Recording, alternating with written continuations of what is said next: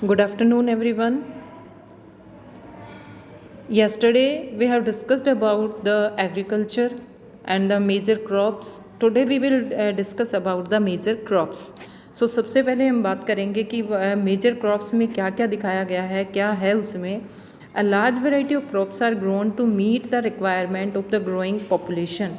यानी बहुत सारी जो पॉपुलेशन जो बढ़ रही है लगातार, उसकी रिक्वायरमेंट को पूरा करने के लिए बहुत ज़्यादा मात्रा में जो क्रॉप्स उगाई जाती हैं. Crops also supply raw material for agro based industries, यानी जो इंडस्ट्रीज़ हैं जो एग्रो बेस्ड इंडस्ट्रीज़ का मतलब होता है जो कृषि पर आधारित इंडस्ट्रीज होती हैं. जैसे कपड़ा बनाया जाता है तो उस कपड़े को रॉ मटेरियल कहाँ से प्राप्त होता है, वो खेतों में जो कपास उगती है उसी पर से उसे वो मिलता है. इसलिए जो एग्रो बेस्ड इंडस्ट्रीज़ वो होती हैं जो अपने उत्पाद बनाने के लिए कच्चे माल के रूप में खेती पर निर्भर करते हैं. Major food crops are wheat, rice, maize and millets. Jute and cotton are fibre crops. Important beverage crops are tea and coffee. सबसे पहले हम बात करेंगे राइस की. Rice is the major food crop of the world. It is the staple diet of the tropical and sub tropical regions, यानी sub tropical और सब tropical region है वहाँ पर इसको एक स्टेपल डाइट के रूप में लिया जाता है. Rice needs high temperature. अब यहाँ से आपका क्वेश्चन शुरू होता है कि जो राइस हम पैदा करते हैं, राइस हम उगाते हैं, तो हमें किस तरह का जो भौगोलिक स्थिति है उसकी वो किस तरह की होनी चाहिए. इसको सबसे बहुत ज़्यादा टेम्परेचर की ज़रूरत होती है, हाई ह्यूमिडिटी एंड रेनफॉल भी बहुत ज़्यादा चाहिए होती है. It grows best in alluvial clayey soil. सबसे बढ़िया अगर ये किसी मिट्टी में उगता है तो वो होती है alluvial soil which can retain water. China leads in the production of rice, followed by India, Japan, Sri Lanka, and Egypt.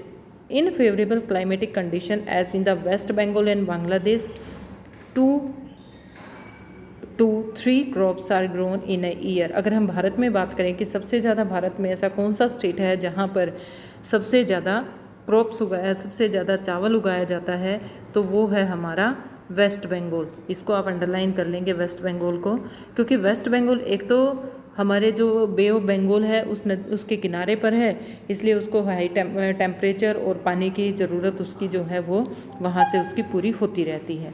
Second आता है wheat. Wheat requires moderate temperature and rainfall during growing season and bright sunshine at the time of harvest.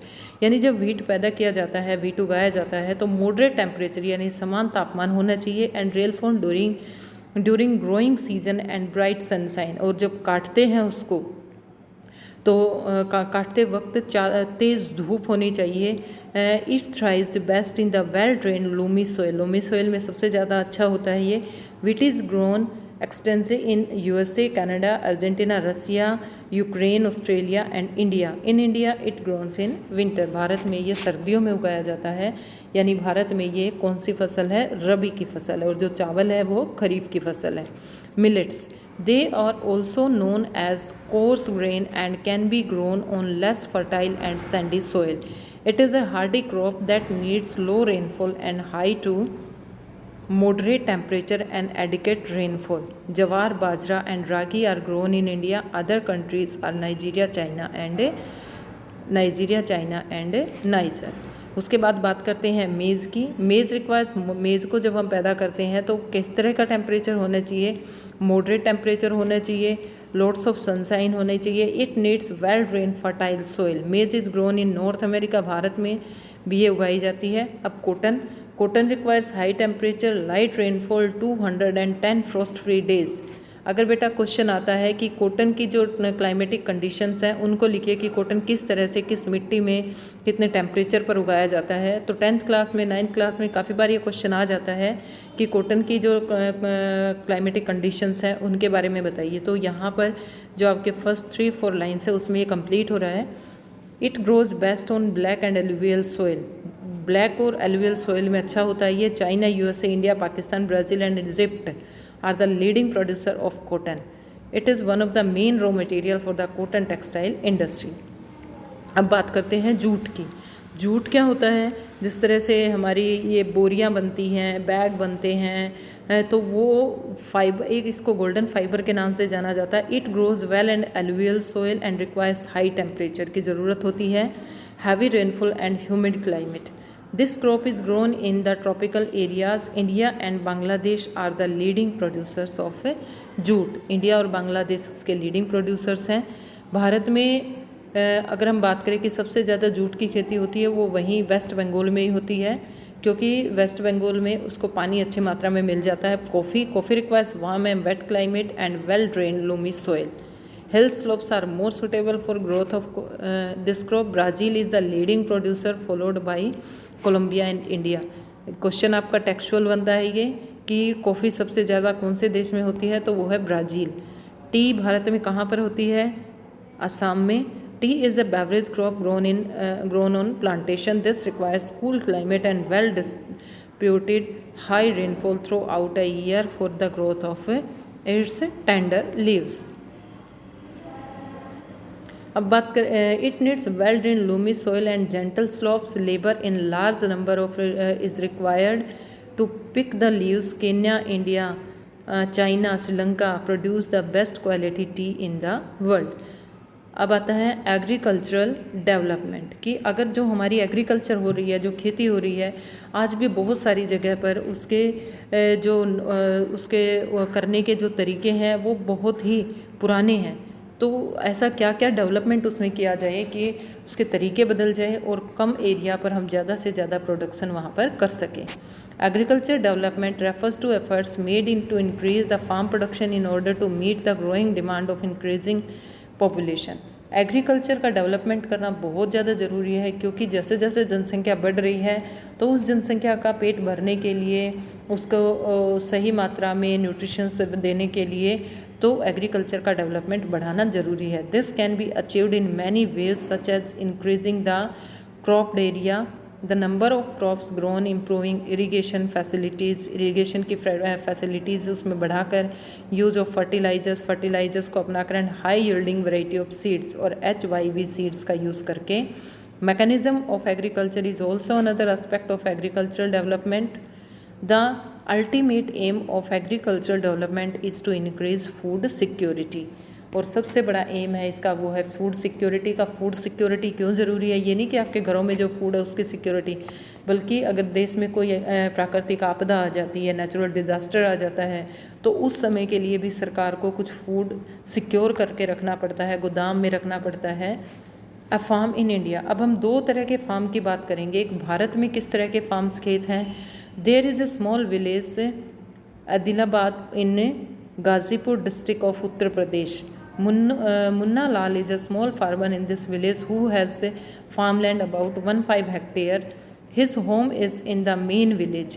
He purchases high yielding variety of seeds from the market every alternate year.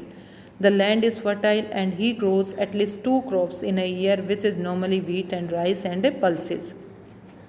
The farmer takes advice to his friends to elders as well as government agricultural officers regarding farming practices.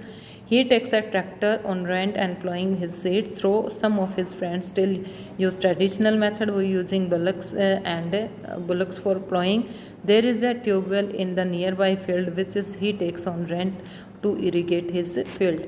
Bharat में किसानों की जो स्थिति है वो दयनीय है.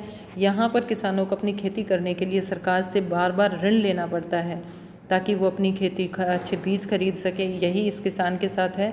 उसने भी ट्रैक्टर खरीदने के लिए, अपने खेतों को जोतने के लिए ट्रैक्टर सरकार से ऋण लिया है. अब हम बात करते हैं और उसके क्या क्या है उसके परिवार में.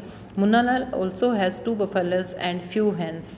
He sells milk in the cooperative stores located in the nearby towns. He is a member of cooperative society which also advise him to the type of fodder for his animal, safety measures and to protect his health of livestock and artificial insemination. अब क्या करता है वो बार बार अपने पशुओं को, मतलब cooperative society का वो मेंबर है, तो कोऑपरेटिव सोसाइटी में जो व्यक्ति लगे हुए उसको बार बार एडवाइस देते रहते कि किस तरह का चारा वो अपने पशुओं को खिलाए. All the members of his family help in various farm activities. सभी उसके परिवार में जो व्यक्ति उसकी मदद करते हैं. Some he takes credit for bank to the agriculture cooperative society to buy HYV seeds and implements. ये बात पहले भी कर चुके हैं कि भारत में किसानों के पास इतनी स्थिति उनकी नहीं है कि वो फसल को बेचकर इतनी कमाई उनकी हो जाए कि वो अपने बीज खरीद सकें। उसके लिए उन्हें फिर से बैंक से लोन लेना पड़ता है। He sells his produce to in the mandi located in the nearby town. Since majority of the farmers do not have lake storage of facility, they are forced to sell the produce even when the market is not favorable to them. In recent year, the government has taken some steps to develop storage facilities. अब सरकार ने क्या किया है, वो जो मतलब जो अपने खेतों में फसल उसकी उगती है तो वो उनको लेकर मंडी में बेचने के लिए चला जाता है और सरकार ने वहाँ पर काफ़ी सुविधाएं उनको दे रखी हैं। अब हम बात करते हैं USA के फार्म के बारे में, यानी यूनाइटेड स्टेट अमेरिका में खेती किस तरह से की जाती है। भारत में वही पुराने तरीके अपनाए जाते हैं, लेकिन यहाँ पर आप इस पिक्चर में देखिए स्प्रे ऑन ऑफ पेस्टिसाइड्स। खेतों में स्प्रे करने के लिए हेलीकॉप्टर्स या एरोप्लेन्स का यूज़ किया जाता है और यहाँ पर किसान अपनी पीठ पे वो जो होती है स्प्रे मशीन होती है उसको बांधकर खेतों में स्प्रे करते हैं। यानी किस चीज़ की कमी है, टेक्नोलॉजी की कमी भारत में है। The average size of the farm in the USA is much larger than that of Indian farm. बड़े खेत हैं। A typical farm size in the USA is about 250 hectares. The farmer generally reside in the farm. खेतों में ही रहते हैं। Some of the major crops grown corn, soybean, wheat, cotton and sugar beet. जो हेरन, यहाँ पर जो हेरन नाम का एक फार्मर है, a farmer in the Midwest Asia USA in Iowa state owns about 300 hectares of land. He grows corn on his field after making sure that soil and water resources meet the needs of the crops. Adequate measures for taken to control pests that can damage the crops from time to time. He seeds the soil samples to the soil testing laboratory to check whether the nutrients are sufficient or not. मतलब बार बार अपनी मिट्टी के sample लेकर वो laboratory में भेजते रहते हैं कि कहीं मिट्टी की जो फर्टिलिटी है वो कम तो नहीं हो गई है। क्या भारत में भी ऐसा होता है? The results help Joe Heron to plan a scientific fertilizer program. His computer is linked to the satellite, which gives him a precise picture of his field. This helps him to use chemical fertilizers and pesticide wherever they are required. तो उससे image ली जाती है, उसके computer link है satellite के साथ, जिससे उसकी खेतों की इमेज ली जाती है और उसको पता चल जाता है कि कहाँ पर पेस्टिसाइड डालने की ज़रूरत है। He use tractor, seeds, drills, leveller, combine harvester and thresher to perform various agriculture operations. Grain are stored in the automated grain storage or dispatched to market agencies. The farmer in USA works like a businessman and not like a peasant farmer. तो यहाँ पर last line में कहा गया है कि USA के जो किसान हैं वो एक बिजनेसमैन के रूप में काम करते हैं, ना कि भारत की तरह एक पीजेंट फार्मर के रूप में. So I hope this video is clear to you. This is a very easy chapter.